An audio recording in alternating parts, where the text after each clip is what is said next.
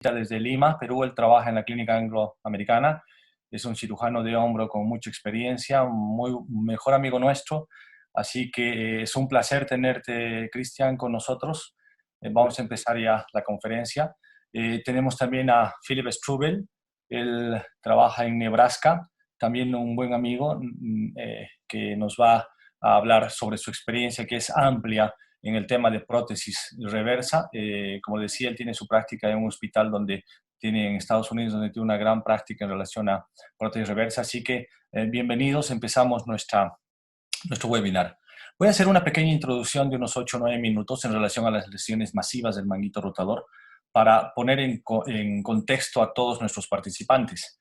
Decir que las lesiones masivas son una causa frecuente de dolor e incapacidad en nuestros pacientes, corresponde a un 20 a un 40% de todas las lesiones. La recurrencia es alta, hasta un 80% aproximadamente, y el 94% de la falla se da en la interfase tendón-hueso. Por lo tanto, es difícil la predicción de los resultados tanto por clínica como por imágenes. El riesgo de ruptura aumenta por cada centímetro de extensión 2 veces este riesgo, y por cada segundo tendón comprometido hasta 9 riesgos de ruptura. La ruptura, por lo tanto, es un problema con el cual tenemos que lidiar. Recordar que el mango rotador actúa sinérgicamente con el deltoides, produce una fuerza acoplada en la articulación glenohumeral. De esta manera establece el fulcrum entre el húmero y la glena para que se pueda movilizar y mover normalmente esta articulación. Por lo tanto, una ruptura de 2 o más tendones significará una elevación de la cabeza humeral por la falla de este manguito rotador. El concepto de lesión irreparable básicamente está en desarrollo, pero podemos decir que cuando hay una infiltración grasa gutalier mayor a 2 o igual o mayor a 2, ya estamos hablando de lesión irreparable, igual que el signo de la tangente positiva. Cuando hay un supraespinoso restante menor a 15 milímetros, como estamos viendo en el gráfico, una distancia acromiohumeral menor a 7 milímetros, como también lo estamos viendo. Y Burkhardt indica que básicamente el concepto de irreparabilidad lo debemos de dar en quirófano, porque es ahí cuando vamos a ver si este tendón es o no posible de reparar, porque él se ha encontrado, y todos creo que nos hemos encontrado a los que hacemos esto, con tendones que aparentemente son irreparables por imagenología, pero resulta que sí terminamos reparándolo. Es importante estos conceptos que voy a ir dando. Tokish tiene un trabajo publicado y nos habla muy bien en relación a la pseudoparálisis y a la pseudoparesia. Aclarar que no es una limitación por dolor, sino es una limitación funcional. La pseudoparálisis básicamente se da cuando hay una lesión masiva con 0 grados de elevación activa, a diferencia de la pseudoparesia, que existe menos de 90 grados de elevación activa. Son conceptos que los manejamos en todo el tema de lesión de manguito rotador y sobre todo masivas, por lo tanto tenemos que tenerlo absolutamente claro. Clasificación existen muchas, he puesto 2 de las más utilizadas, el de Paté, que nos clasifica en 3 estadios, como todos sabemos, y el de Collin, que lo publicó en 2017, que es una clasificación también muy utilizada para describir este tipo de lesiones. No hay consenso en relación a todas las clasificaciones, por lo tanto, tendremos que manejarnos con 1 o 2 para tener una idea de lo que estamos hablando.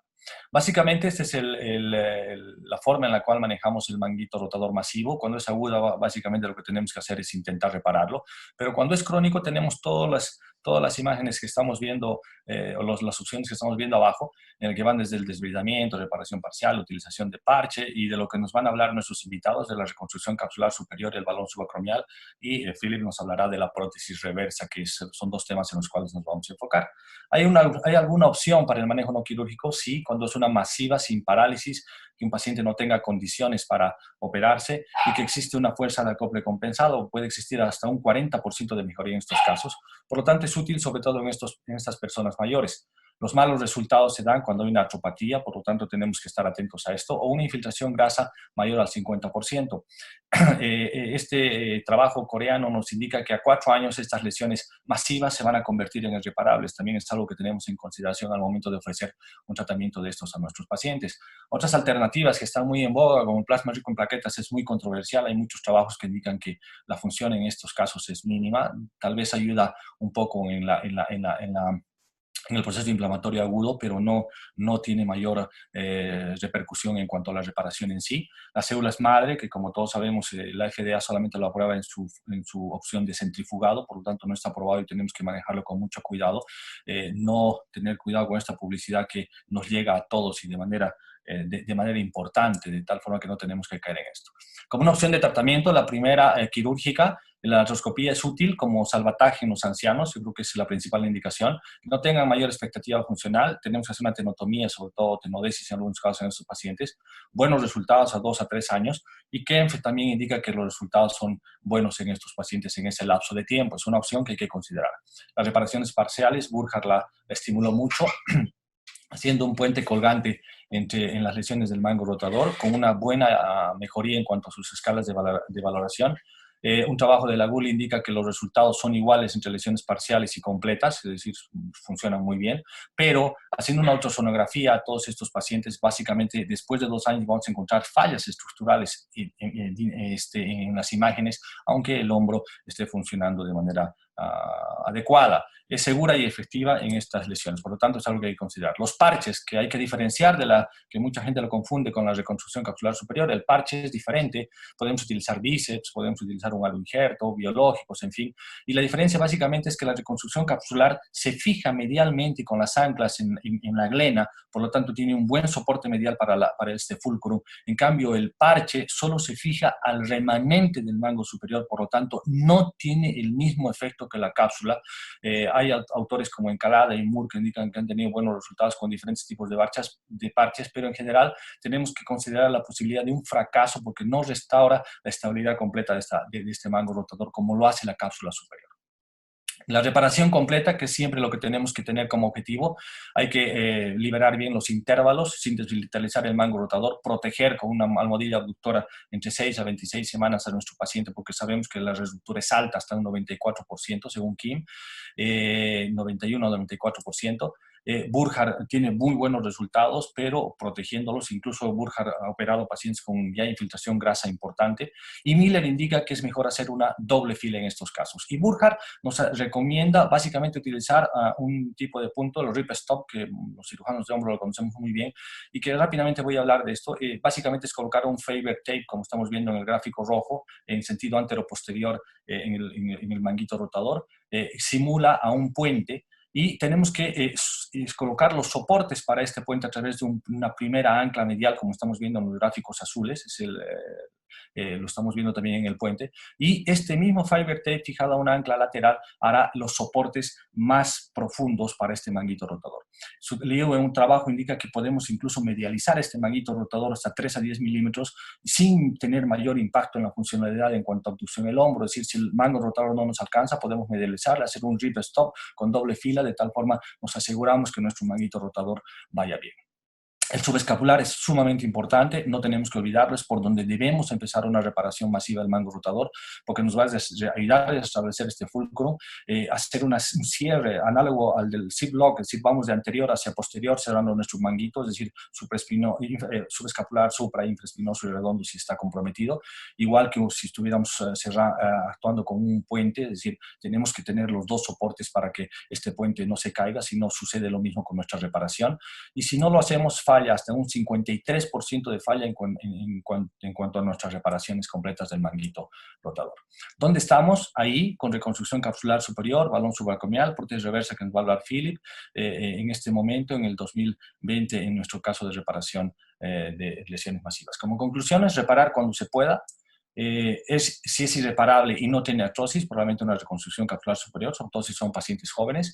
Si es irreparable sin artrosis, un balón subaracromial para mejorar el dolor en pacientes mayores que no sean candidatos a otra cirugía mayor. Transferencias, si es que el cirujano tiene experiencia, son opciones buenas que hay que considerar. Es un tema por separado que no lo vamos a tocar ahora. Y prótesis reversa que vamos a ver más adelante. Muchas gracias.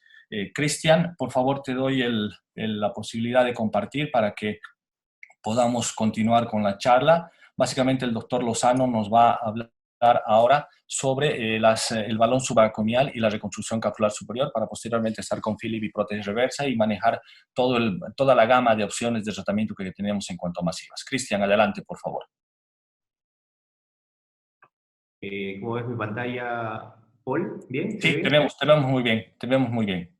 Ya, bueno, la primera parte de la charla va a ser hablar un poco sobre los andamios biológicos y la reconstrucción capsular superior, la experiencia que tenemos ya de hace algunos años, y posterior a ello voy a hablar sobre la experiencia obtenida también a lo largo de algunos años ya con el uso del balón subacromial. Entonces, como ya tú bien lo mencionaste, las lesiones del manguito rotador son una discapacidad frecuente de la extremidad superior y es causa de severa discapacidad en adultos jóvenes y en adultos mayores. Estas se producen generalmente pues, por sobreuso de la extremidad y generalmente son producto de una degeneración crónica de los tendones del manguito rotador. Entonces esto progresivamente se va a ir rompiendo y finalmente va a haber una falla en su función, lo cual nos va a llevar a cambios degenerativos de manera progresiva a medida de que vaya pasando el tiempo y que uno deje al libre albedrío a esta lesión y entonces se va a producir la evolución natural de la enfermedad. Como también ya lo mencionaste, las fallas y las rupturas secundarias a una reconstrucción de una ruptura masiva del manguito rotador, hay series bastante amplias que nos hablan desde un 20% hasta un 90%, y obviamente yo creo que eso va mucho de acuerdo a cuántos tendones estén comprometidos, el grado de retracción, la calidad del tendón que al momento de la reparación y sobre todo la reparabilidad de ese manguito lesionado, ¿no? No es lo mismo un manguito que uno pueda llegar a traccionarlo y a poder colocarlo con cierto grado de, pues, laboriosidad hacia el footprint y es distinto el manguito en el cual uno lo tracciona, no avanza y muchas veces uno tiene que medializarlo y entonces pues, probablemente si es que uno repara a mucha tensión, las posibilidades de ruptura son prácticamente la vía que va a tener ese mango reparado. Entonces tenemos que el manguito rotador tiene un sinnúmero de posibilidades que tenemos que tener en cuenta al momento de repararlo y esto va también a depender mucho porque es una anatomía bastante compleja y se le da una alta demanda cotidiana a esto. Entonces, hay que tener muchas variables en consideración al momento que uno hace una reparación, pero también tenemos que tener en cuenta de que el tejido reparativo a nivel de la entesis no suele ser de similares características al normal, y entonces aquí hay un proceso de cicatrización en el cual nos va a devolver el tendón a su zona sin embargo, este tejido cicatrizal lo va a predisponer a fallas en la medida que sea altamente demandado. Entonces, con el paso de los años hemos visto que, pues obviamente la tecnología va de mano con esta especialidad y vemos que hay unos grandes avances en ingeniería tisular y todos los objetivos de estas ingenierías tisulares modernas han ido para mejorar la reparación y el resultado de esta reparación tendinosa. Y entonces se nos han presentado los andamios, factores de crecimiento, la madre ya lo mencionaste. Y entonces cuando tenemos una ruptura del manguito rotador, pues tenemos una serie de tratamientos, ¿no? Y entonces podemos ir, como tú ya bien lo mencionaste, desde el tratamiento no quirúrgico, pasando por una desvidación y una tenotomía o una tenodesis del bíceps, según cada paciente en particular, que podamos reparar el manguito rotador de manera íntegra o que al no poder repararlo quizá hagamos una reparación parcial, a veces hagamos una reparación parcial y lo protejamos con un elemento mecánico acromial, que le hagamos una aumentación con algún parche dérmico también a mi reparación, que le coloque el balón subacromial, que le haga la famosa reconstrucción de cápsula superior, que le podamos hacer una transferencia tendinosa, como también ya lo mencionaste, y finalmente una artroplastía reversa que se puso tan de moda en el último decenio. Entonces, como podemos ver, el abanico de posibilidades es bastante amplio, tenemos una anatomía compleja de una región anatómica que se usa con mucha movilidad en el quehacer cotidiano y entonces tenemos que hacer un mix entre lo que presenta el paciente y qué alternativa es la que le voy a poder brindar a mi paciente. Y entonces, si hablamos de la reconstrucción superior, de la cápsula superior con al injerto, tenemos que tener en cuenta que es un andamio biológico y eso nos va a producir, que nos va a brindar en realidad algo de fuerza mecánica, nos va a brindar propiedades biológicas esenciales en la restauración de este tejido lesionado, puesto que se va a ir incorporando al al tendón, donde lo voy al remanente del tendón, puesto de que este es un tejido, por así decirlo, de cadáver, y entonces si lo comparamos con el tendón nativo, va a tener obviamente propiedades mecánicas inferiores, puesto que no es lo mismo un halomatrix que un tendón nativo, y no va a reproducirnos la compleja estructura tendinosa, como ya mencioné, de la compleja anatomía de las estructuras del hombro. Y entonces la técnica puede ser abierta o puede ser artroscópica, y eso va a depender de la preferencia del cirujano. Yo empecé haciendo la cápsula superior de manera abierta hace algunos años y hemos ido migrando con David Torres, que es mi partner quirúrgico, hacia la parte artroscópica en la medida de que pues la pericia uno la va agarrando con el hacer cotidiano. Y entonces ambas técnicas nos permiten una adecuada visualización del tendón, vamos a llegar a poder reparar y a reproducir la entesis a nivel humeral y darle esta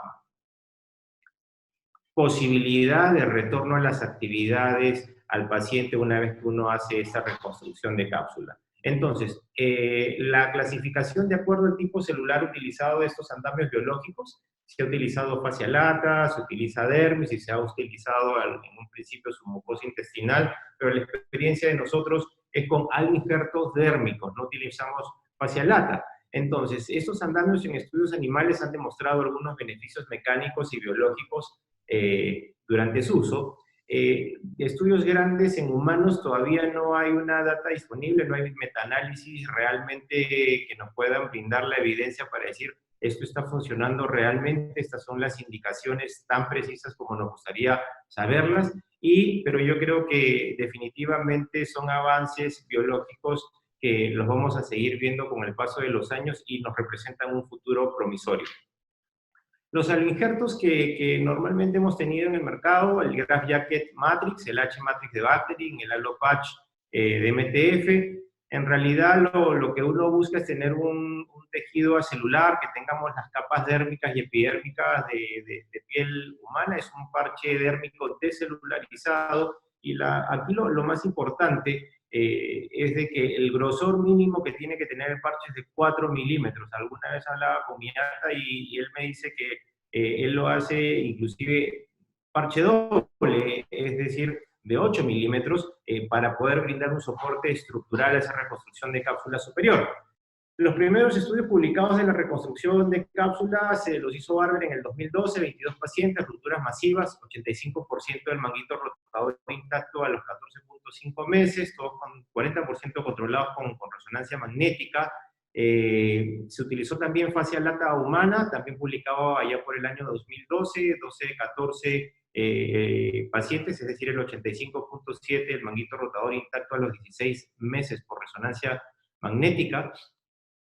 Y la experiencia de nosotros con alodermis, y aquí hago un poquito una para en la evolución para presentarles las indicaciones en las cuales hemos ido viendo de que normalmente uno podría decir este es el candidato para hacer una reconstrucción de cápsula superior, y hay que tener en cuenta la clasificación de Amada, tanto el estado 1 como el estado 2 y hasta el estado 3 en pacientes jóvenes, podríamos decir de que son una indicación valedera para la reconstrucción de cápsula superior. También hay que tener en cuenta de que si es que la infiltración grasa va más allá de un 50%, probablemente esta reconstrucción de cápsula superior podría ser o no viable. Entonces, las indicaciones para la reconstrucción de cápsula superior son las rupturas irreparables del manguito rotador sin artrosis glenomeral y con estadios AMADA 1 y 2, la AMADA 3 en casos selectos, basado obviamente en el tipo de edad y actividad del paciente, y tener en cuenta la revisión, la podemos utilizar cuando hagamos revisión de reparaciones con algún grado de atrofia, no más allá de un 50%, en realidad esta última es una indicación que hay que tenerlo un poquito con pinzas, pero en general las dos primeras son las que normalmente tenemos en cuenta al momento de hacer una reconstrucción de cápsula superior. Voy a mostrarles lo que hacemos usualmente con la gráfica. Eso es una glenomeral en la cual vemos que hay una ruptura del supra, prácticamente no existe. Lo que utilizamos normalmente son dos anclas colocadas en la glena, y dos anclas que están muy cerca de la superficie articular, muy medializadas, en la cual vamos posteriormente a ello vamos a hacer una medición tanto en el plano, en los dos planos, horizontal y vertical, para poder medir. Normalmente le doy 1 milímetro, un poquito más de tamaño, puesto de que a veces yo no sé, las mediciones para que me pueda quedar de manera correcta y poder pues, hacer la sutura del side to side al momento de finalizar la reconstrucción de la cápsula, tanto en la vía abierta como en la vía artroscópica.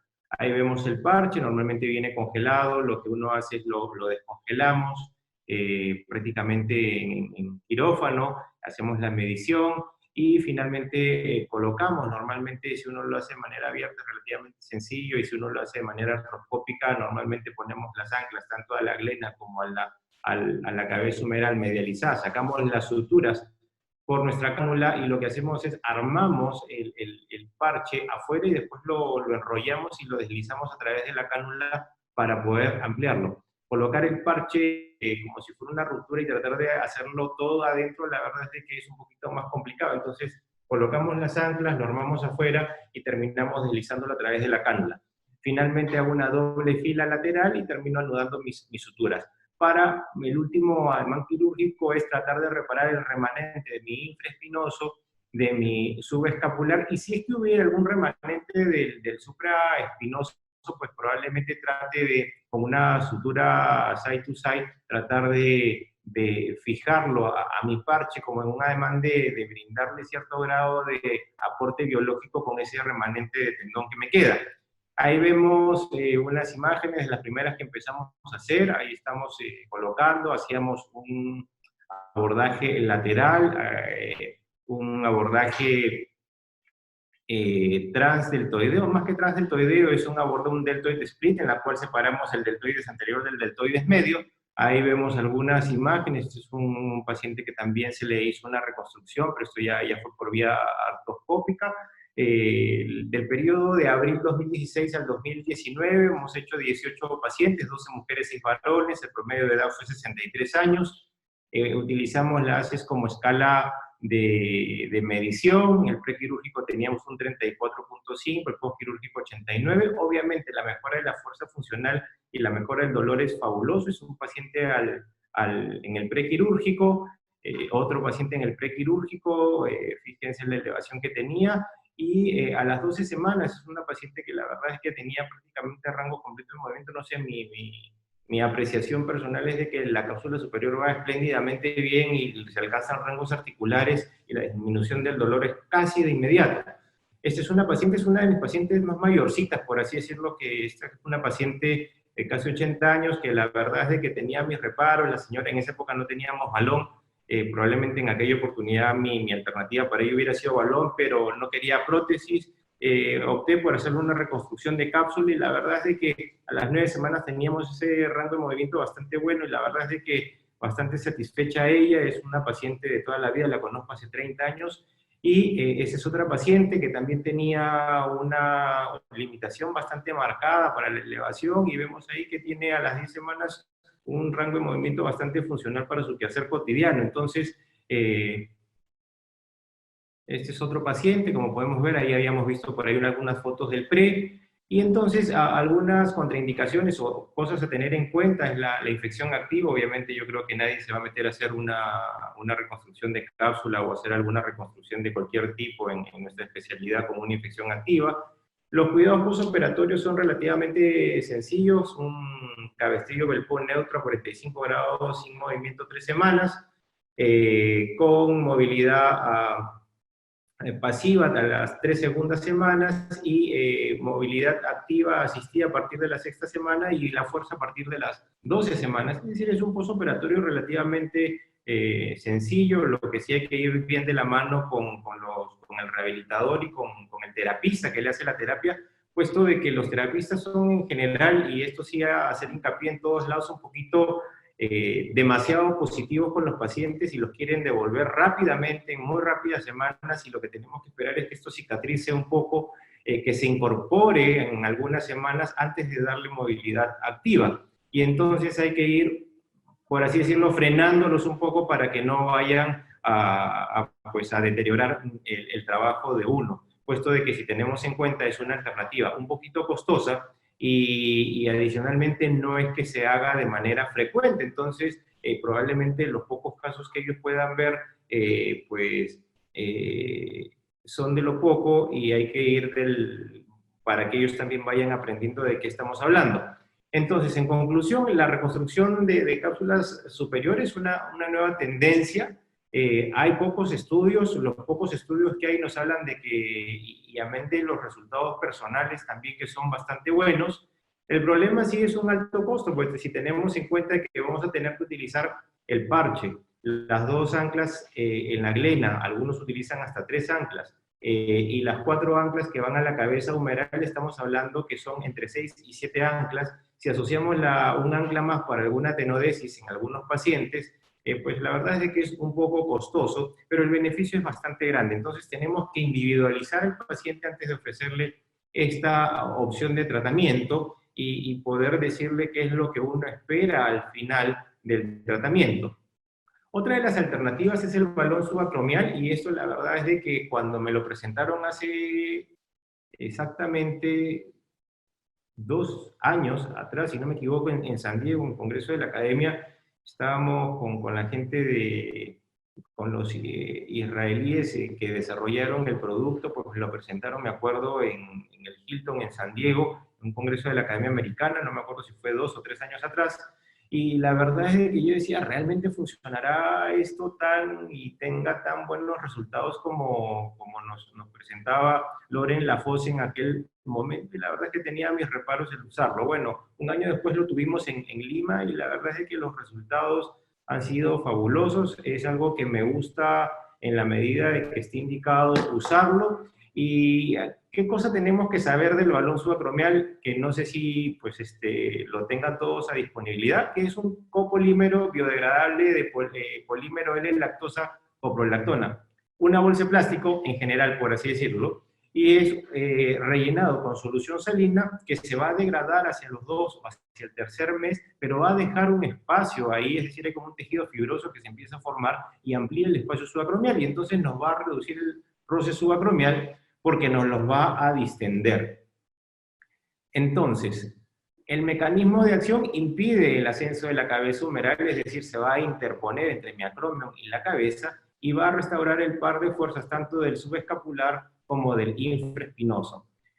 Lo que sí tenemos que tener en cuenta es que hay que hacerle un adecuado fortalecimiento a mi deltoides porque va a recuperar su longitud. Es decir, si tengo una cabeza que se ha ascendido, un deltoides que se me ha cortado, que su brazo de palanca es más corto y que no está funcionando de manera competente, al colocarle el balón subacromial voy a descender la cabeza, devolverle la longitud, aumentar el brazo de palanca y por consiguiente mi subescapular y mi infraespinoso, que estar de fuerzas que van en un plano horizontal, habían pasado a una resultante vectorial en ascendente, en plena curva ascendente, se las estoy volviendo a darles otra vez la fuerza de rotación en el plano horizontal y por consiguiente mejoro la función tanto de mi subescapular, de mi infraespinoso, y el tener mejor brazo de palanca del deltoides hace de que esto, entre comillas, funcione como una artroplastia reversa. Entonces, las indicaciones para esto son las lesiones irreparables del manguito rotador, pacientes con dolor severo, pacientes que tengan una artrosis glenumeral leve a moderada y más tirando a leve que a moderada y que tengan una pseudoparálisis, y eso es una indicación relativa.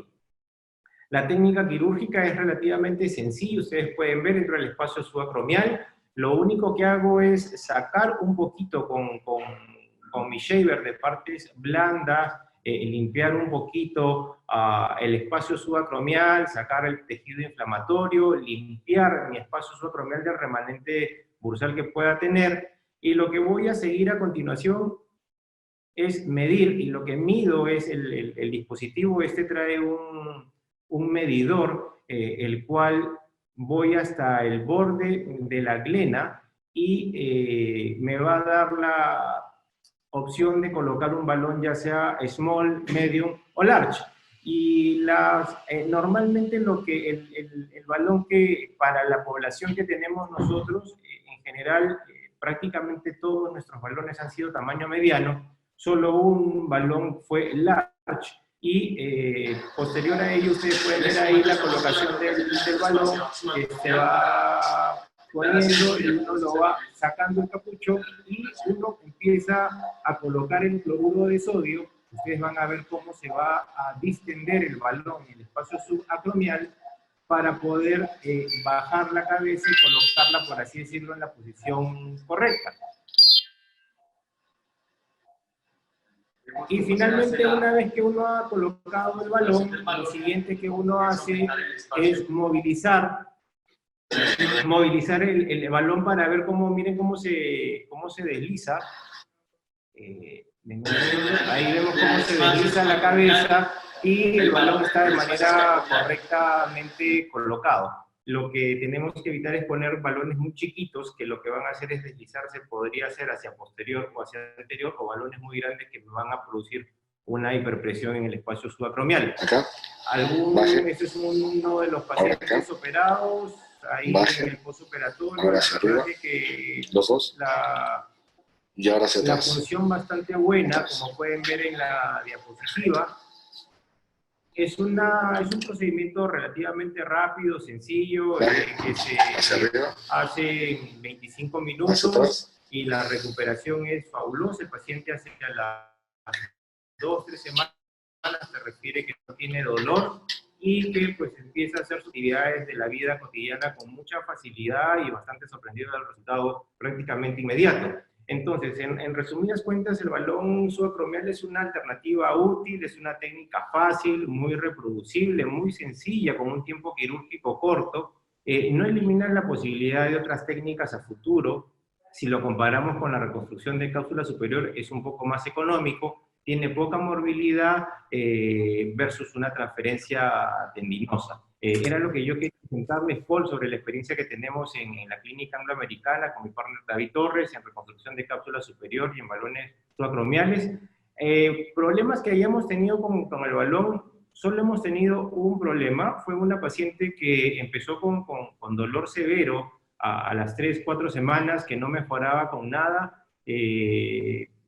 Lo catalogamos como una reacción tipo alérgica al balón. La opción que optamos con ella fue retirarle el balón y automáticamente el dolor desapareció. Volvió a las pocas semanas, obviamente, el dolor que tenía de manera inicial. Esa es una paciente que terminó con una artroplastía reversa. Pero sí, que las complicaciones están, sí. La única, como te hago mención, es un paciente complicado. La cantidad de balones que hemos colocado ya llegan casi a los 20 balones, y la verdad es que el resultado funcional, no digo que gane el rango completo de movimiento, la mayoría de ellos es muy bueno, pero lo que más, el motivo principal de consulta de estos pacientes era que venían por dolor, y el dolor se fue. Es decir, de los 20 pacientes, 19 tuvieron chau dolor, no hubo más dolor. Uno de ellos sí fue complicado y obviamente hubo la necesidad de retirarse el balón. Era lo que quería presentarles, Paul. Muchas gracias a la audiencia y bueno, esperemos la presentación. No sé si quieren hacer algunas preguntas acá o al final, y sigo con ustedes aquí en línea. Gracias. Cristian, muchas gracias por tu presentación. Las preguntas las vamos a dejar al final. Muy importante tu aclaración en relación al tema con el paciente alérgico. Ahora sí, podemos compartir pantalla con Philip. Vamos a escuchar a Philip. Él tiene mucha experiencia en prótesis reversa. Él está en Nebraska. Nos va a hablar como una forma de tratamiento para las lesiones masivas del manguito rotador, las indicaciones ampliadas que ahora tiene. Adelante, Philip, por favor. Bienvenido.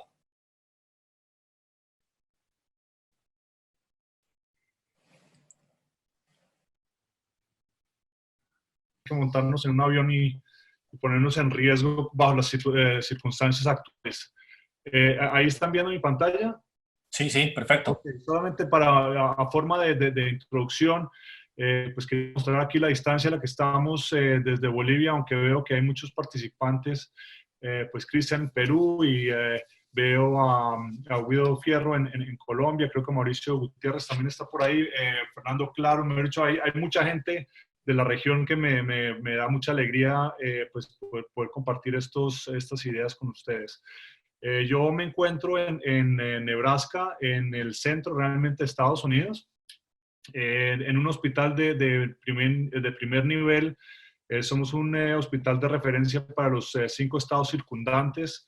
Tenemos una unidad de COVID-19, por lo cual pues, hemos estado lidiando con esto desde hace un buen rato, aunque las tasas para la población general se han mantenido relativamente bajas.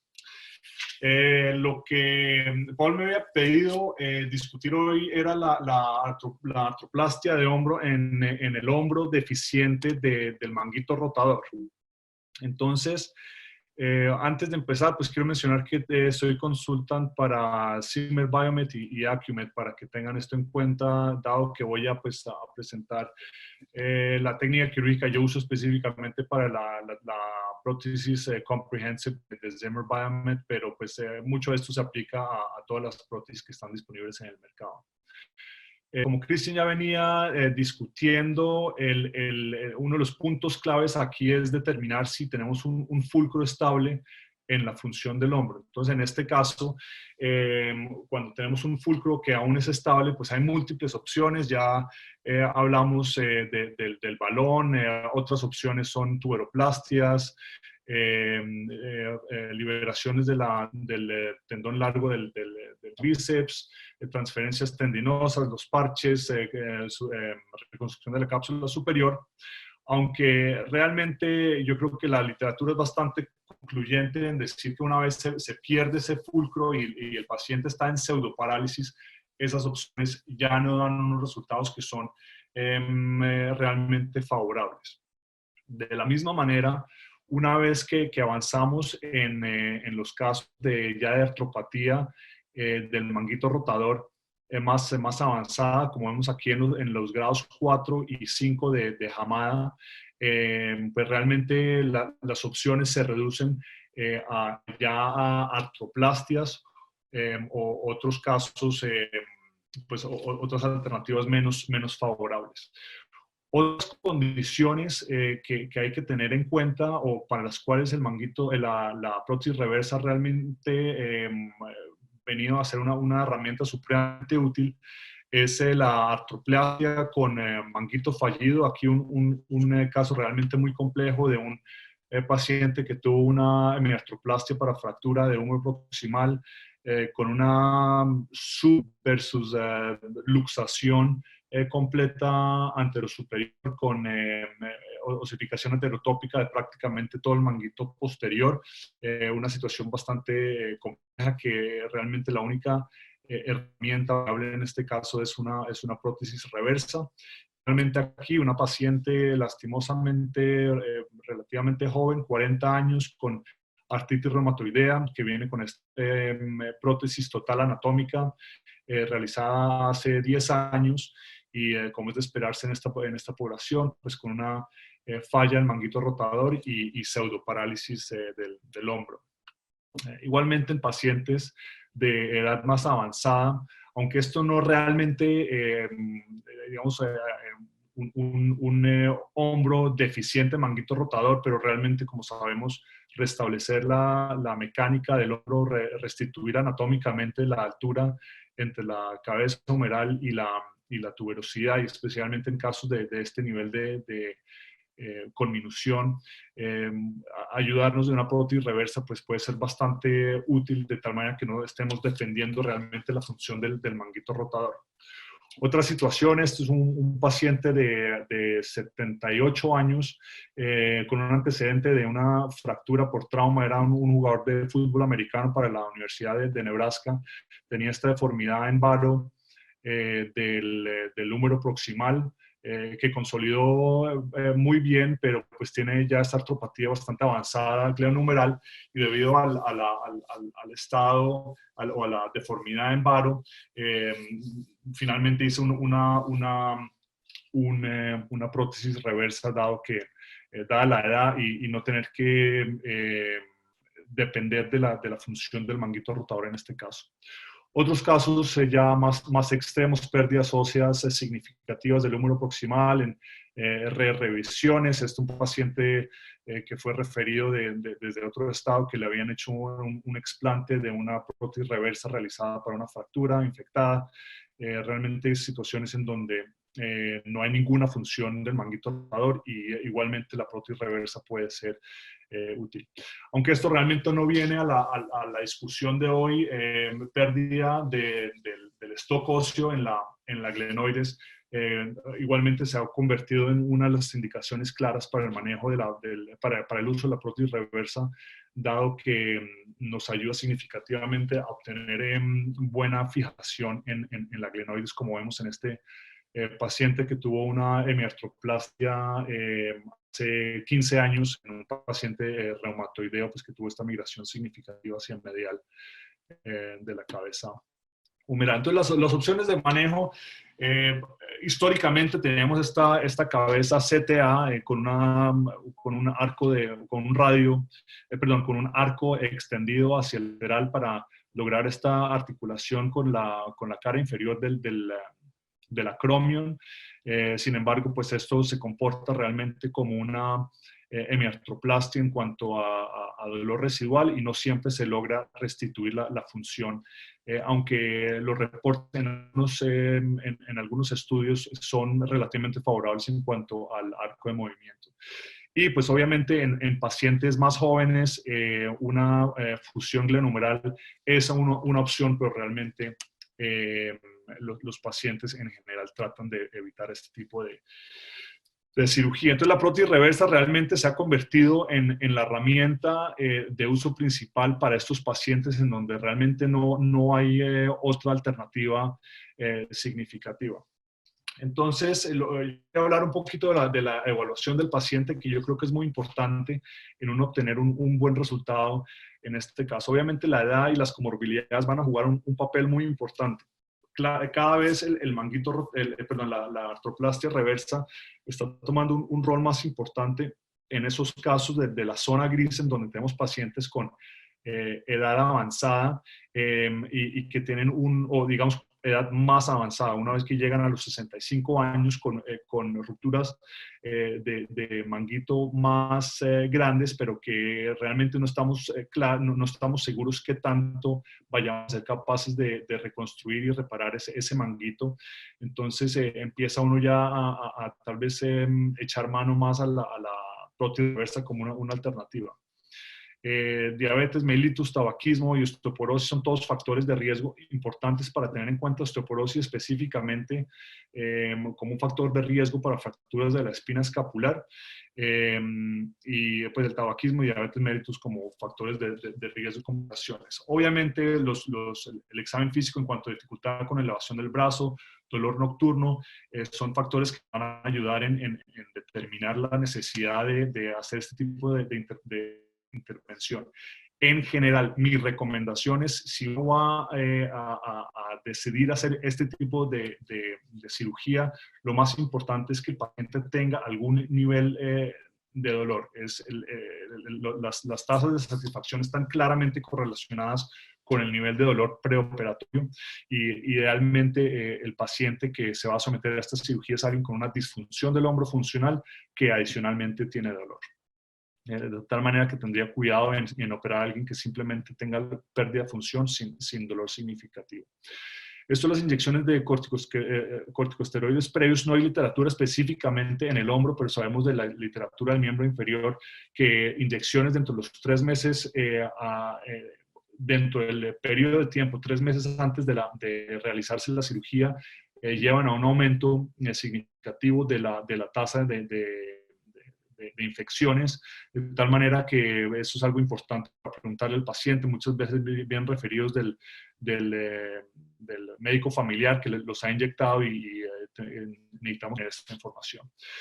Finalmente, información sobre cirugía previa, especialmente cirugía previa al manguito rotador o cualquier tipo de cirugía a nivel del hombro es importante tener en cuenta si hubo algún tipo de complicaciones y obviamente si hay alguna historial de infecciones que vamos a tener en cuenta en este momento. El examen físico, todos estamos familiarizados a eso, revisar cómo está el bulk muscular de los músculos del manguito rotador, si hay un signo del Geiser, debilidad, inhabilidad de elevación del brazo, todos signos bastante claros. El escape anterior yo creo que simplemente nos da una indicación clara que no hay ninguna otra alternativa para este paciente de mejorar su función, a menos que tengamos en cuenta una prótesis reversa. Drop arm sign igualmente nos habla de qué tan severa es la disfunción del hombro. El trompetero, algunos cirujanos le dan mucha importancia en cuanto a la importancia de hacer, en cuanto a la toma de decisión de transferencias tendinosas, aunque en mi práctica personal realmente he visto que la prótesis reversa pues con su geometría es capaz de restablecer a un nivel satisfactorio la rotación externa en la abducción del brazo. Finalmente, crepitación articular, revisar cicatrices, nuevamente mirar cuál es la integridad del deltoides, no solamente desde el punto estructural, o sea, revisar que no haya dehiscencias del deltoides en el caso que se hayan hecho reparaciones abiertas del manguito rotador con elevación del deltoides y especialmente revisar que no haya algún problema neurológico. Esta es la misma paciente que les había mencionado con hemiartroplastia, perdón, con el reemplazo total con pseudoparálisis, paciente de 40 años pues que perdió completamente su función con una prótesis anatómica. Esta paciente en concreto, yo no lograba sentir muy bien la contracción del deltoides, entonces solicité una electromiografía para confirmar que realmente no hubiera una disfunción del nervio axilar. Finalmente la electromiografía pues fue negativa, mostrando una función completamente normal del deltoides. En cuanto a imagenología, el caso aquí del centro pues es bastante concreto. Esto es artropatía del manguito rotador bilateral, un paciente que ven que pues con otras comorbilidades. Este es un paciente pues que haya fallado el manejo quirúrgico, no quirúrgico, realmente la única opción que queda es una prótesis reversa.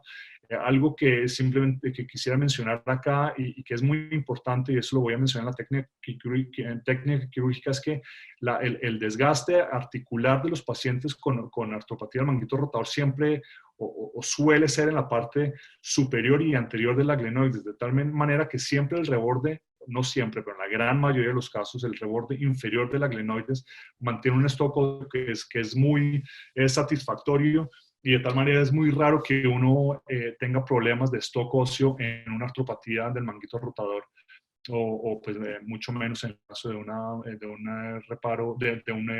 ruptura masiva no reparable. Aquí a la derecha tenemos nuevamente el paciente de la deformidad que les había mencionado. Nuevamente, importante revisar cuál es la relación entre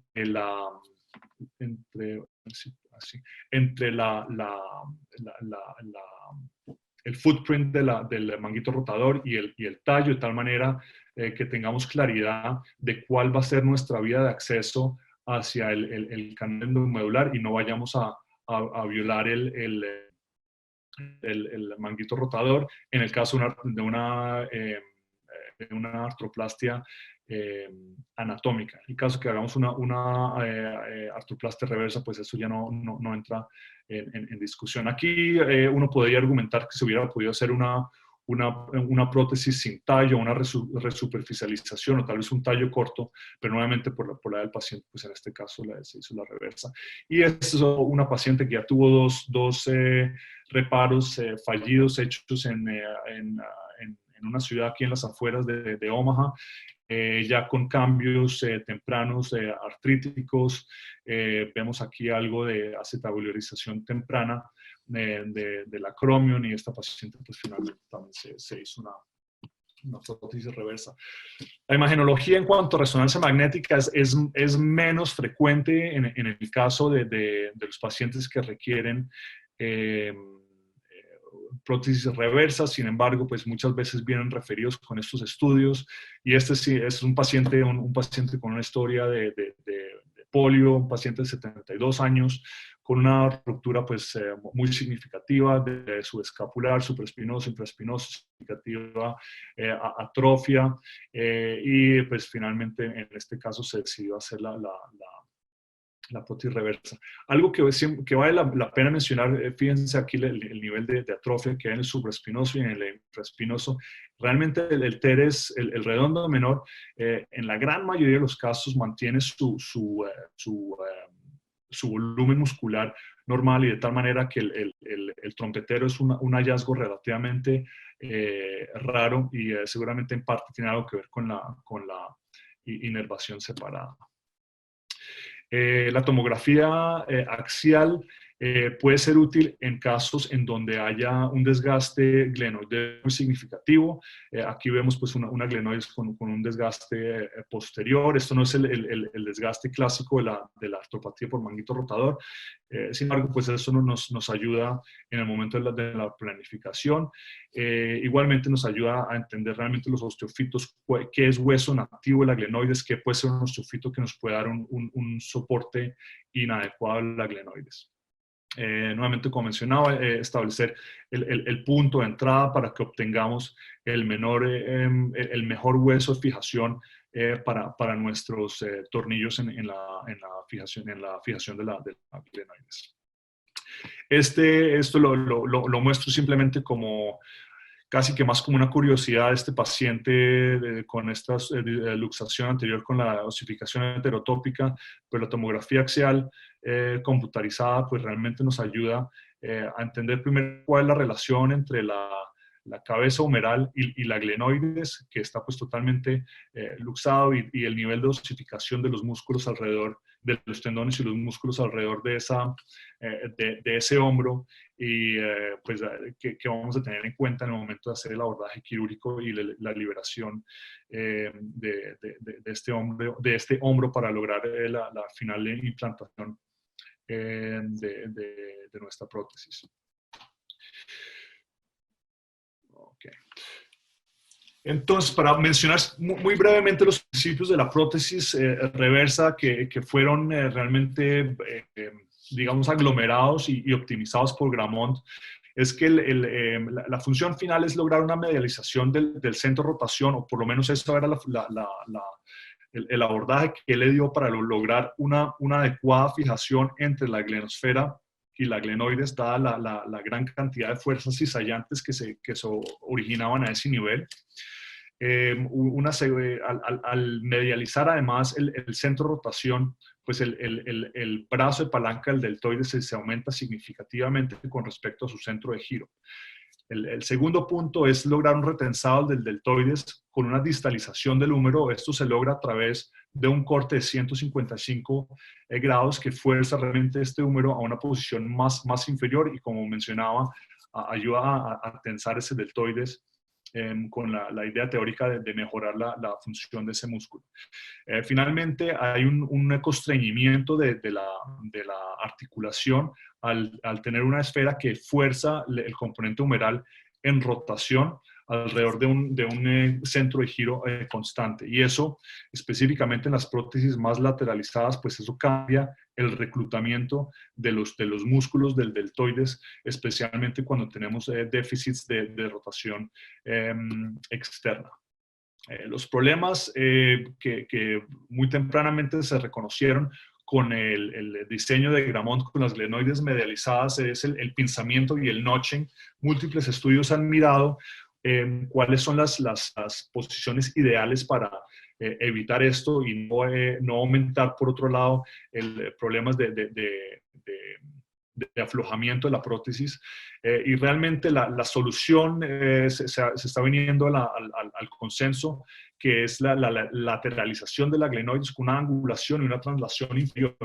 En un estudio, en un experimento clínico electrostático que se publicó en el 2014, vieron que realmente se necesitan 3.5 milímetros de translación inferior para que realmente se reduzca ese notching a cero. En cuanto al resumen de la glenoides, uno puede decir que el offset lateral reduce notching, aumenta el arco de movimiento y optimiza la tensión de los tejidos blandos. El tamaño de la glenosfera, entre más grande, pues aumenta el arco de movimiento, pero al mismo tiempo aumenta el desgaste del polietileno, que puede tener implicaciones en cuanto a osteólisis a nivel de las interfaces. La posición, como mencionaba, prominencia inferior, reduce el notching, optimiza el arco de movimiento a expensas de posible fijación y tensión excesiva del deltoides. La inclinación inferior mejora la distribución de fuerzas en el implante hueso, con posible reducción notching y mejoría del arco de movimiento. En cuanto al lado del húmero, también se ha venido a entender que el corte original de 155 grados pues lleva a un pinzamiento, como se ve aquí en la imagen, a la derecha. La solución a esto ha sido cambiar a cortes de 135, 145 grados, lo cual permite a mejorar o a jugar con el offset humeral para incluso mejorar el arco, la palanca sobre el deltoides. Y muchos de los diseños tienen la opción del onlay de la bandeja sobre el tallo, de tal manera que hay mejor preservación del manguito y el stock óseo. Manguito, nuevamente, aunque esto no es relevante en la mayoría de los casos, pero si está presente, pues algunas veces puede ser útil mantenerlo para aumentar el nivel de estabilidad. En cuanto al offset, pues tener esta posibilidad de tener un onlay, pues también nos ayuda a jugar con el offset en cuanto a lateralizar o a superiorizar o inferiorizar más el tallo con respecto a la bandeja. En resumen, el corte humeral de 135 grados disminuye notching. La versión se recomienda alrededor del 20%. Obviamente eso depende de qué está tratando de optimizar. La retroversión obviamente optimiza la rotación externa a expensas de rotación interna. El offset se puede manipular con la bandeja. El offset posterolateral optimiza el arco de movimiento con medialización que optimiza el torque deltoideo. Y la geometría, en general los diseños onlay nos ayudan a aumentar el offset lateral, aumentan el arco de movimiento y preservan hueso y son convertibles, que es uno de los grandes argumentos de muchas de las compañías para este tipo de implantes. No voy a entrar en detalle en este estudio, yo creo que es un artículo que realmente vale la pena tener a la mano. Yo lo veo un poquito como una pequeña enciclopedia de lo que está disponible en el mercado. Casi todas las compañías hoy en día tienen algún tipo de prótesis reversa. Muchas compañías tienen múltiples diseños disponibles y a veces es difícil saber esto es lateralizado, es medializado, está lateralizado del lado del húmero, está medializado por el lado de la glenoides. Es un resumen muy bonito que hicieron para poder entender realmente cuál es la filosofía de diseño que había detrás del diseño de cada uno de estos implantes. Este es un artículo bastante reciente, simplemente es un artículo que quería mencionar en parte pues porque lo hicieron en la Clínica Mayo, donde dice Fellowship, pero además pues es un artículo que es compartido, no hay mucha literatura al respecto de esto, pero revisaron 100 artroplastias reversas, de las cuales 90 fueron hechas por artropatía de manguito rotador. Compararon 56 prótesis de DJO, es decir, prótesis lateralizadas versus 44 prótesis de Gramont, la clásica medializada, todos eran prótesis cementadas. Hicieron un seguimiento de 77 meses y encontraron que las prótesis medializadas encontraron mejor elevación, 144 versus 115 grados, pero obviamente unas tasas mayores de notching. Llama la atención y me parece que es importante tener en cuenta que las prótesis lateralizadas no evitan el notching, simplemente reducen el riesgo de notching. Y no sabemos todavía exactamente si eso es secundario a pinzamiento mecánico o si tal vez hay algún punto de stress shielding o tal vez incluso algún nivel de osteolisis por polietileno a ese nivel. Eso parece ser más el caso en los casos más severos. Sin embargo, el punto clave es que las prótesis lateralizadas no evitan el notching del todo. En cuanto a reoperación, rotación externa y escala ACES, este estudio realmente no mostró ninguna diferencia significativa. Ahora, para concluir, quería hablar brevemente de la técnica quirúrgica, el posicionamiento. Todos estamos familiarizados con el beach chair position. A mí me gusta girar la mesa o voltear el paciente un poquito, le decimos airplane, que lo mueven un poquito hacia el lado, que lo giran hacia el lado opuesto. Esto me ayuda con la visualización de la glenoides y también me parece que ayuda a prevenir que, especialmente cuando uno maneja pacientes de 200 kilos y más, que no se caigan de la mesa. El abordaje, la forma en la que yo lo marco 1 centímetro lateral a la coracoides, luego en el pliegue axilar miro la unión entre el 60% lateral y el 40% medial, marco un punto ahí y llevo ese punto prácticamente todo el camino hacia la clavícula. Usualmente si uno se queda 1 centímetro inferior a la clavícula es suficiente. Lo que a mí me gusta es, una vez identifico la clavícula por palpación, es elevar este colgajo medial hasta que encuentro este triángulo clavipectoral grasa, que es en donde siempre se encuentra la vena cefálica. No debería decir siempre, he tenido algunos casos donde pueden tener una hipoplasia de la vena cefálica, pero realmente en la gran mayoría de los casos se encuentra.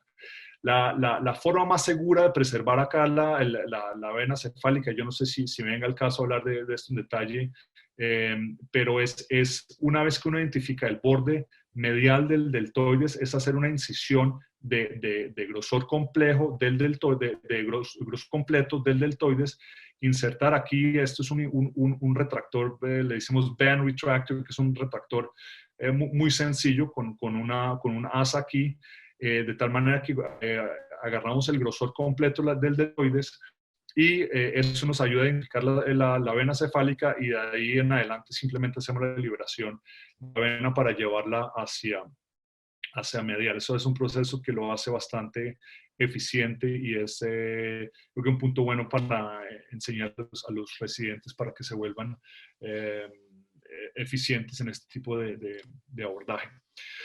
La cápsula inferior, muchos de esos pacientes no tienen subescapular y mucho menos una cabeza larga del bíceps. Si la cabeza larga del bíceps está presente, pues le hago como en las anatómicas, simplemente le hago una tenodesis con sutura a los tejidos blandos circundantes y una vez se eleva o se entra en el intervalo rotador, en mi caso yo hago una tenotomía si el subescapular está intacto. Una vez que se completa la tenotomía, la idea es luego mantenerse constantemente sobre el hueso en la medida que uno va rotando el brazo hacia afuera en rotación externa, manteniéndolo en aducción y al mismo tiempo haciendo una retracción de los tejidos blandos hacia medial e inferior, de tal manera que se proteja el nervio axilar. Y la idea es que la liberación se logre hasta el dial de las 4.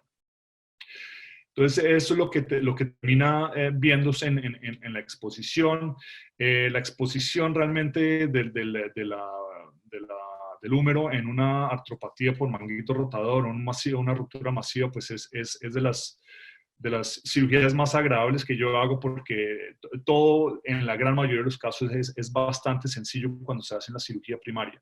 Pero la idea es que una vez tengamos expuesto esto, yo uso una fresa de alta velocidad si está disponible. A veces se les olvida tener eso listo y por falta de paciencia, entonces frecuentemente opto por usar una sierra oscilante, que fue un truque que me enseñó un colega, de tal manera que queremos establecer un punto de entrada que sea colineal con el canal endomedular.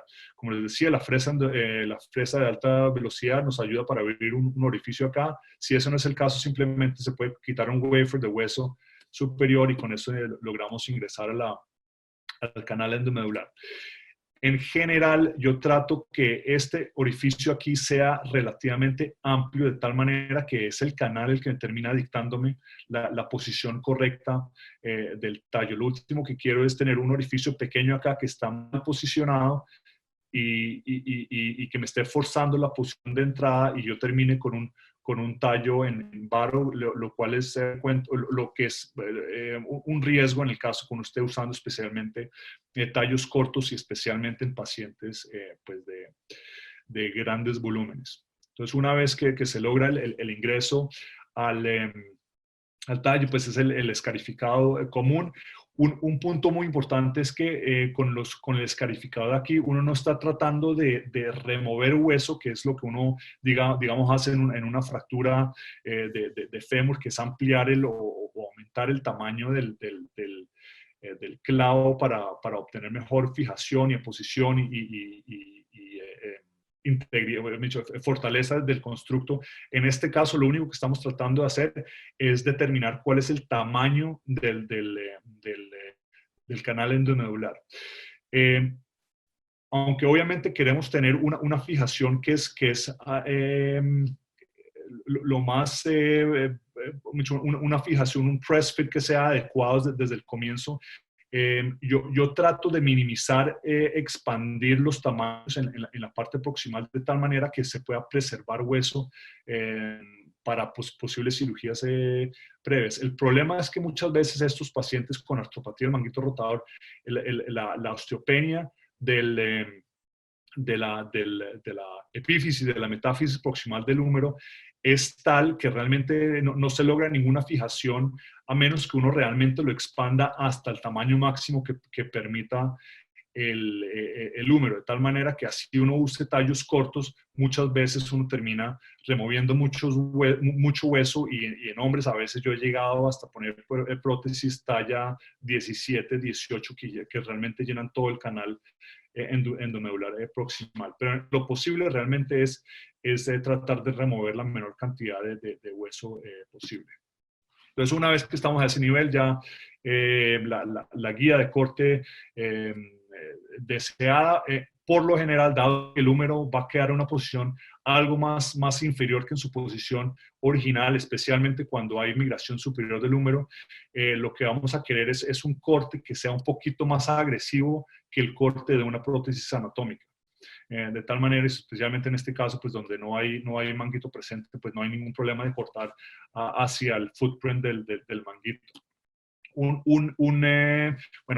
Después simplemente ese es el detalle del corte a través de la ranura. Un detalle que parece un detalle bobo, pero realmente asegurarse que el calibre de la sierra sea el calibre correcto para la prótesis. Esto es un calibre de 1.37 milímetros y eso a veces a las enfermeras se les olvida realmente abrir eso, y si uno no tiene si uno termina con una sierra muy delgada, pues termina uno con demasiada tolerancia acá y los cortes no pueden terminar siendo exactos como uno quiere. Un truco, un referente que me enseñó John Sperling en el fellowship es que una vez que uno termina ya poniendo la prótesis o la brocha definitiva, es que el Morse taper invertido de la prótesis, cuando uno reduce eso sin ningún tipo de prueba reemplazando la cabeza, es que este segmento del tallo quede enfrente de la unión del tercio medio y el tercio inferior de la glenoides, y eso por lo general nos ayuda a asegurarnos que el corte ha sido suficiente. Si estamos al frente del tercio, digamos del centro exacto de la glenoides, usualmente es que el corte del húmero ha sido muy conservador. Otro punto muy importante aquí obviamente es remover los osteofitos, y tienen que tener en cuenta que la cabeza del húmero es como un cono. Entre más cabeza se quite, más ese cono se va a reducir en su diámetro y más huesos estamos removiendo para la visualización de la glenoides, de tal manera que hacer un corte adecuado de la cabeza del húmero va a ser muy importante en lograr una visualización adecuada de la glenoides, que usualmente es el punto en donde las personas más sufren en el momento de hacer una prótesis total de hombro. La exposición glenoidea, a mí me gustan los retractores, no tengo ningún interés intelectual ni financiero en eso, pero le decimos los Batman retractors, parecen como las orejas de Batman. Pongo usualmente el más grande atrás, el más pequeño adelante. Luego, muy importante identificar ese reborde inferior, como les decía, cuando la cabeza está crónicamente ascendida y migrada hacia superior, muchas veces el reborde inferior está mucho más abajo de lo que uno está esperado, y es muy importante uno visualizar eso para la colocación adecuada de la glenosfera. Luego, obviamente, mover la sinovial y la resección del labio. Como les decía, los 4 puntos claves para exposición glenoidea, y esto es válido especialmente para prótesis anatómicas en donde el manguito rotador está intacto, en donde no hay tanta movilidad desde el segmento proximal del húmero, es hacer una adecuada movilización deltoidea. Acuérdense que el deltoides está en continuidad con el septum intermuscular distal, de tal manera que si incluso uno libera el deltoides completamente, la vena deltoidea del húmero, no va a haber retracción proximal porque está en continuidad con el septum intermuscular lateral. Liberación capsular adecuada, como les mencionaba, mantenerse a nivel del cuello hasta llegar al dial de las 4. El corte de cuello adecuado, como les mencionaba, maximizar, aunque pues obviamente no exagerar, mantener adecuado stock óseo proximal y fijación. Y la remoción agresiva de osteofitos capitales. Y realmente esto termina siendo la norma de la exposición de la glenoides. Está uno realmente viendo la glenoides en su cara. Aquí pues esto es un retractor de Fukuda, pero aquí vemos la glenoides en su máximo esplendor. La idea es identificar este reborde inferior de la glenoides, porque eso es donde vamos a poner el reborde inferior de nuestra guía para lograr una colocación adecuada de la metaglena. Finalmente aquí tenemos ya el escacado, los procesos normales. Hacemos la impactación de nuestro base plate y hacemos en este sistema en especial, aunque cada sistema lo tiene un poquito diferente, este sistema tiene un tornillo no bloqueado en el centro, de tal manera que se genera compresión entre el implante y el hueso, y finalmente se colocan los tornillos periféricos. Yo hoy en día solamente estoy poniendo los tornillos superiores e inferiores. Stryker, cuando ellos salieron con la prótesis de Reunion, ellos hicieron pruebas biomecánicas y mostraron que no había ninguna adición significativa en la estabilidad al poner los tornillos anterior y posterior, que usualmente son de 15 milímetros. Realmente la longitud de estos tornillos es muy corta y pues, como les decía, no adiciona mayor cosa.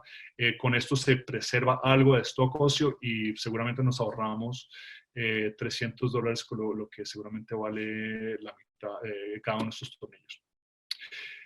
Finalmente, se puede usar la glenosfera de prueba. Yo usualmente, mi glenosfera definitiva es una de 36 milímetros más 3, o sea, 3 milímetros lateralizada. Una prótesis, un diámetro de 36, poner 40 es supremamente difícil, a menos que sea un paciente muy grande o estemos en una situación de inestabilidad muy significativa. Y esto permite hacer algo de offset. Le hago un offset de 0.5 milímetros hacia inferior, simplemente nuevamente para ayudar a evitar el notching inferior. Finalmente, el punto que digamos que todavía estoy en proceso de afinar es el tensionamiento del deltoides. Lo que yo aprendí en fellowship era poner el implante humeral de tal manera que sea el último que yo logre reducir.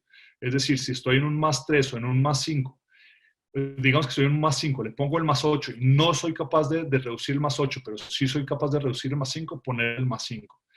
En mi experiencia, eso termina tensionando el hombro excesivamente. Los pacientes terminan con dolor deltoideo. No he visto un aumento o una tasa diferente en cuanto a fracturas de la espina, en cambiarlo a más o menos tensión. Yo creo que la osteoporosis más un factor de riesgo ahí que cualquier otra cosa.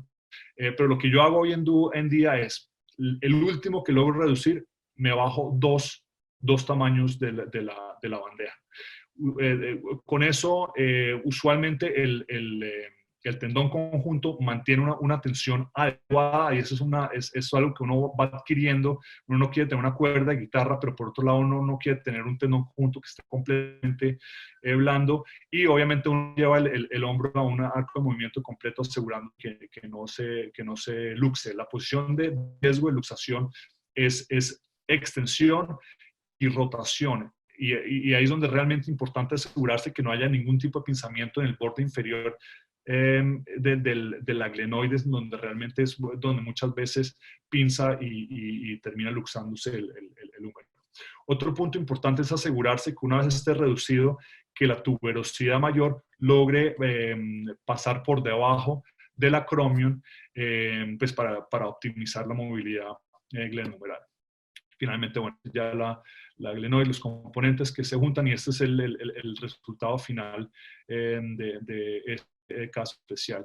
Mi tendencia hoy en día es usar prótesis de 83 milímetros de largos. Hay una más corta de 55 milímetros.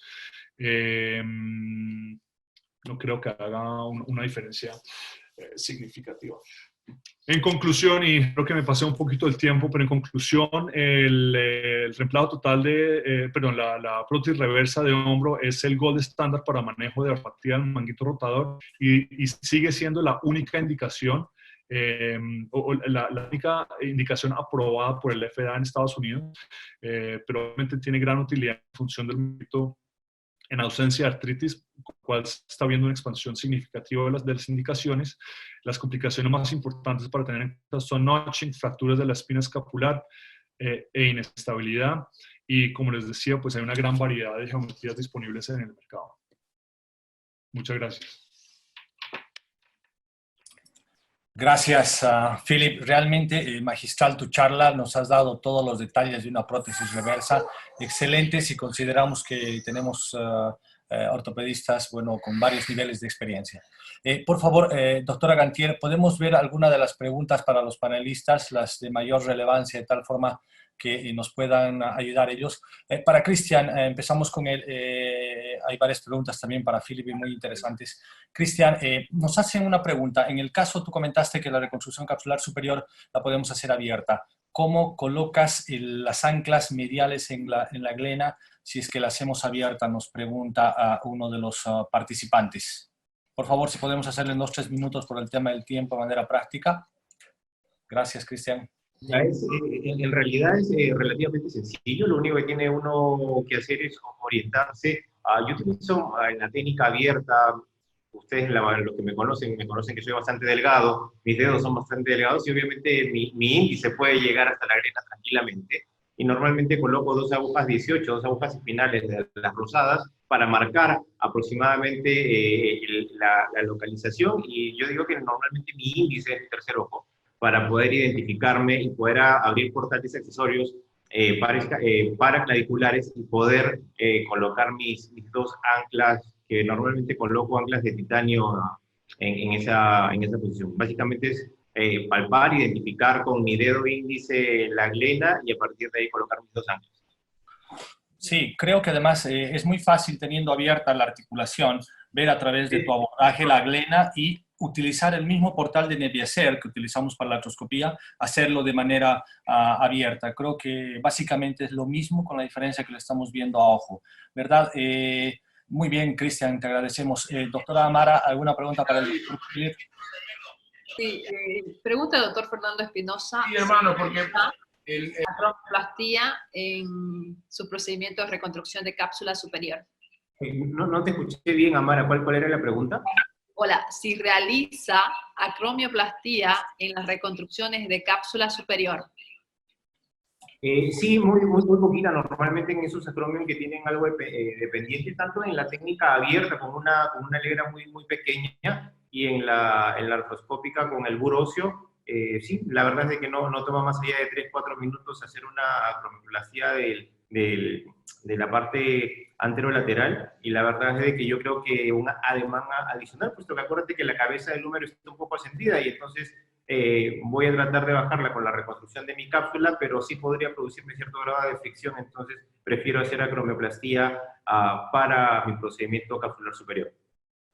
A propósito de esta pregunta, Cristian, aprovecho y es un tip que tú mismo me enseñaste. Coméntanos algo en relación a la descompresión, hacer la acromioplastia en el caso del balón. Sí, la cromioplastía en realidad, más que una cromioplastía de hueso, es simplemente ampliar el espacio de partes blandas. Lo que tenemos que tener en cuenta es que el balón, si lo vemos de manera grosera, es una bolsa de cloruro de sodio, y entonces si hacemos una acromioplastia probablemente ósea, lo que voy a tener son algunas espículas óseas que me pueden deteriorar la zona donde va a friccionar mi balón a nivel acromial. Entonces lo único que hago es limpiar probablemente con un poquito el shaver, las partes blandas que todos tenemos en cuenta, que todos evidenciamos en el espacio subacromial, quizá con la radiofrecuencia quemar un poquito y ampliar ese espacio para que mi balón se coloque de manera idónea. Pero no fresar para nada, no utilizar el puro óseo, porque si no la posibilidad de que ese balón se deteriore y se rompa es bastante grande. Muy bien. Amara, ¿tienes alguna pregunta para Philip? Aquí yo tengo una. El doctor Philip le pregunta al doctor Francisco Cruz, ¿cuáles son las complicaciones inmediatas de una prótesis reversa? Bueno, le digo que pues obviamente están las descritas en la literatura: inestabilidad, hematoma, fracturas de la espina, infecciones, pues son las típicas complicaciones. Muy franco, en mi práctica, las prótesis primarias en pacientes con rupturas masivas no reparables y pseudoparesis, y pacientes con artropatía del manguito rotador, la tasa de complicación es supremamente baja. Yo no he tenido la primera luxación, no he tenido la primera infección. Tuve he tenido dos pacientes con fractura de la espina en los últimos 6 años. Yo creo que el riesgo aumenta significativamente, el riesgo de complicaciones aumenta significativamente en el momento de hacerlo en prótesis, en cirugías de revisión. Si me permiten, le voy a simplemente para mostrarle un ejemplo concreto de cómo esto puede evolucionar. No sé si podamos... Adelante, dale para compartir si quieres, Philip. Acá. Y esto. Vamos a ver si logro hacer esto. Pero este es este paciente que les venía mencionando.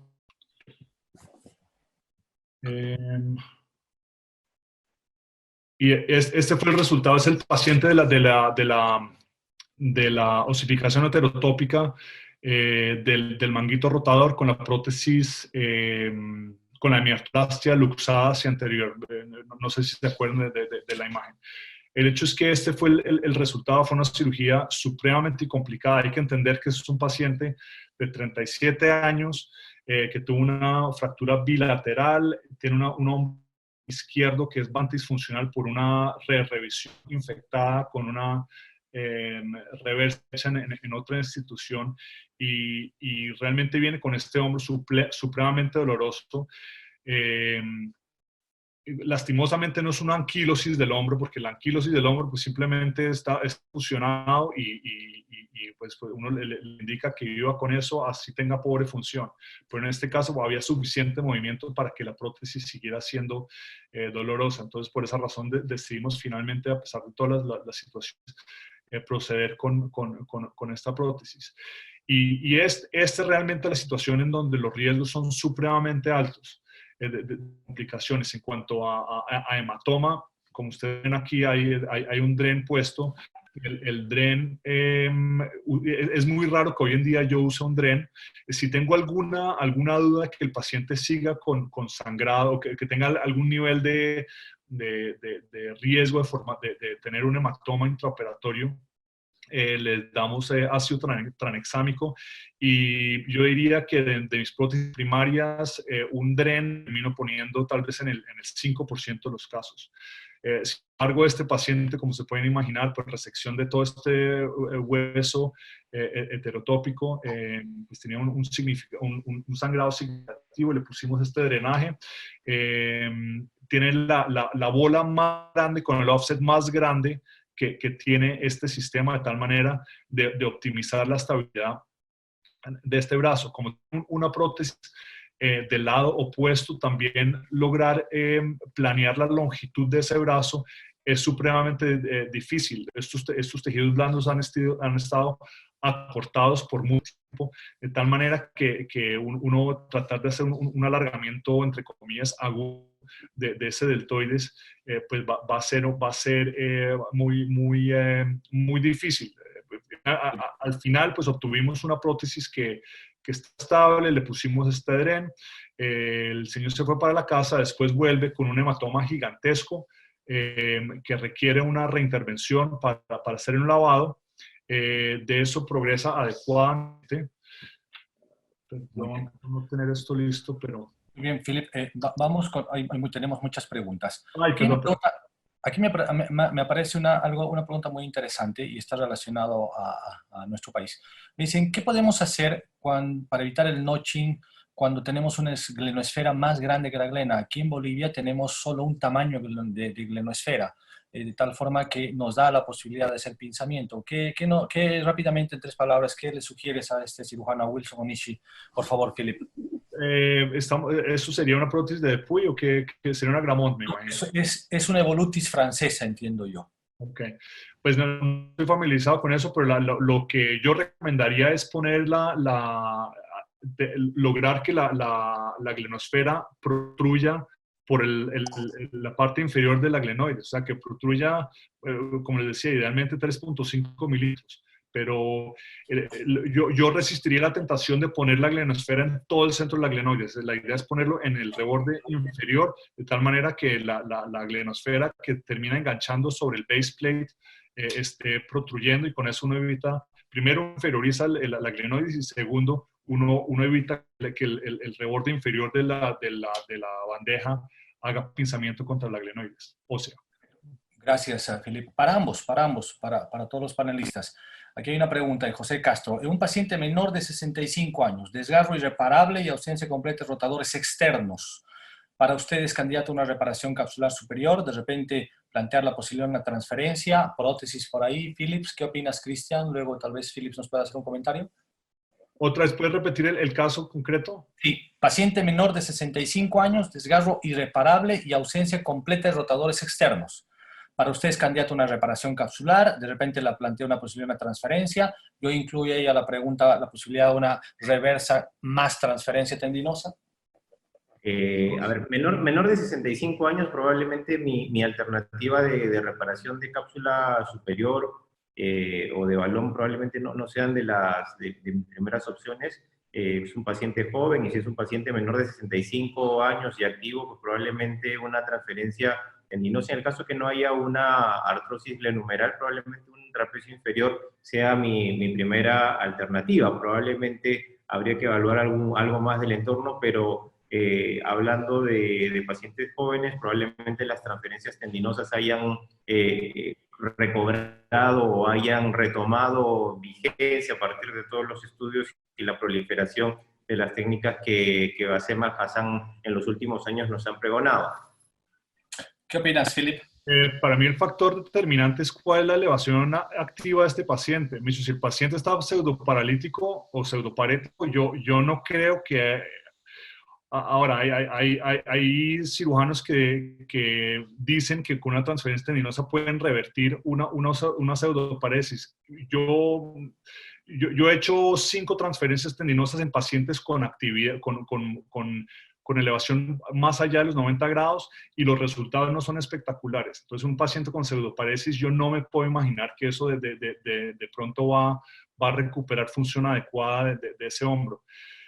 Nuevamente, si un paciente con pseudoparesis, estoy entendiendo seguramente con un signo del trompetero, yo creo que va a ser muy difícil uno restablecer eso con algo que sea diferente a una artroplastia. Y en artroplastia, ¿tú harías alguna transferencia también? ¿Añades a las artroplastias transferencias? Como mencionaba, con la prótesis que yo uso, me acuerdo de 3 pacientes que tenían atrofia significativa en el redondo menor con trompetero, y ellos recuperan una función que es aceptable. Pues no es espectacular, pero también son pacientes, o los 3 pacientes que menciono, son pacientes de un requerimiento funcional más bajito, de tal manera que en ellos específicamente no vi la necesidad de hacer una transferencia. Yo creo que si es un paciente más joven, en donde realmente la optimización de la rotación externa en abducciones es fundamental, yo creo que hacer una transferencia está indicada, pero en mi práctica personalmente no lo he hecho. Gracias. No sé si nos escucha Guido Fierro desde Colombia. Tal vez también podríamos transferir lo que nos dé alguna opinión en relación a esto. Sí, Paul, te escucho. ¿Me oyes bien ahí? Sí. Sí, te vemos en la foto, pero adelante, escuchaste el caso. ¿Qué opinas de esto, Guido? Felipe nos indica una prótesis, él no haría una transferencia, una reversa. Cristian también se va por una opción que no es la reconstrucción. ¿Qué opinas tú, Guido?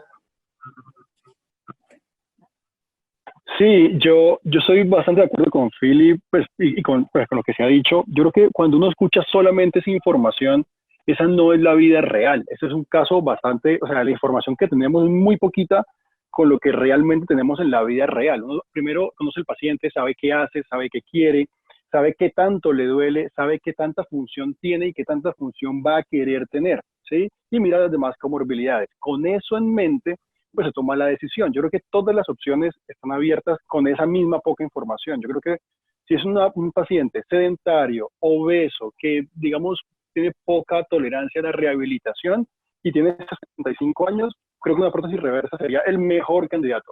Pero si es un paciente trabajador de granja o que lo vemos, gente de 65 años que están pensionados pero que tienen actividad, juegan tenis, quieren ir al gimnasio, probablemente mi opción no sería una prótesis reversa sin artrosis. Estamos hablando que no tiene artrosis. Entonces, ¿qué opción sería si no fuera una prótesis? Pues viene a ver cuál es el déficit funcional que tiene el paciente. Si el paciente de verdad no tiene función, no rota externo, no eleva, probablemente me inclinaría más hacia una transferencia. Si el paciente tiene una rotación externa aceptable, una elevación que lleva a 80 grados o 70 grados, creo que una reconstrucción capsular sería una posibilidad. La otra opción sería qué tan irreparable es, porque a veces hablamos que la lesión es irreparable, pero cuando uno entra a cirugía ve que puede reparar el infraespinoso, puede reparar el subescapular y no el supraespinoso. Entonces, yo he tenido ese paciente, ahí una opción del balón subacromial podría ser una buena opción, dado que al final de la evolución, pues esperamos que el infraespinoso y el subescapular pues, sigan trabajando. Entonces, creo que con ese mismo escenario, la bandeja de opciones o el menú de posibilidades existe y uno lo toma, pues no fácilmente, pero lo toma con más confianza ya en la vida real al tener el resto de la información. Gracias, Guido, desde Colombia. Philip, otra pregunta interesante, me parece muy buena. En aquellos pacientes con una glenoides tipo C, Walsh, ¿usted prefiere el uso de injerto óseo trapezoidal o de un base plate con aumentación? Es una de las preguntas que ¿cuántas glenoides tipo C he operado? Creo que 5 de los que yo me acuerdo. Y en esos, 3 de esos fueron antes de que salieran el aumento y las 2 siguientes fueron con aumento. Mi experiencia es que uno realmente no requiere de mucho hueso glenoideo para lograr una fijación adecuada. Entonces, pues si uno quiere entrar en hacer aumentos glenoideos en una prótesis tipo C, yo creo que es válido el ejercicio. En mi práctica, con que yo obtenga un contacto de por lo menos 30% entre mi base plate y la glenoides, yo he tenido buenos resultados sin tener que hacer ningún tipo de aumento óseo o aumentos. Ahora, todas las compañías están tratando de empujar su producto de las base plates con aumento, incluso en prótesis primarias en pacientes con rupturas masivas no reparables que no tienen artrosis.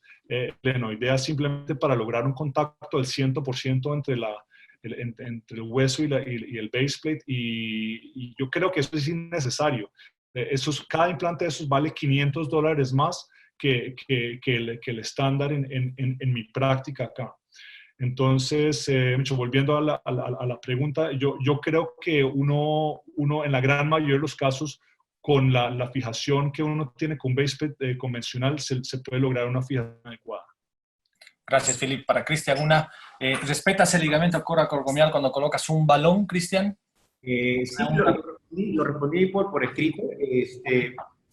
Sí, no, como tú habrás visto, prácticamente lo único que uno hace con el shaver es limpiar nada más el espacio subacromial. No limpio el ligamento, tampoco la cromioplastía es, como ya mencioné, efusiva ni nada por el estilo. Entonces simplemente es limpiar el remanente de la bursa y dejar el espacio libre.